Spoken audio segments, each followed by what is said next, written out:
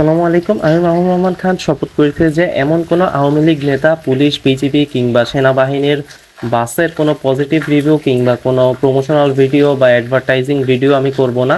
যারা এই ছাত্র আন্দোলনকে অযৌক্তিক মনে করে কিংবা ছাত্র আন্দোলনের বিপক্ষে কিংবা ছাত্র আন্দোলনের ৯ দফা দাবি যারা মানতে নারাজ বা এটিকে কোনো জঙ্গি আন্দোলন মনে করে, তাদের কোনো বাসের কোনো প্রমোশনাল ভিডিও আমি আজকে থেকে করব না।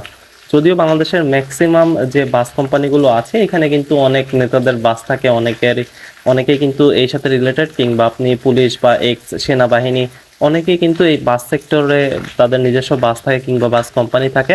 তো এরকম যে কোনো কোম্পানি যারা মনে করবে যে ছাত্রদের এই আন্দোলন অযৌক্তিক কিংবা তারা ছাত্রদের আন্দোলনের বিপক্ষে কিংবা ছাত্রদের যে কোনো দফা দাবিকে তারা বিপরীত মনে করে, এরকম কারো কোনো বাসের পজিটিভ রিভিউ কিংবা কোনো অ্যাডভার্টাইজিং বা প্রমোশনাল ভিডিও আমি আজকে থেকে করা বন্ধ করব। তবে তাদের মধ্যে যারা এই আন্দোলনকে যোগ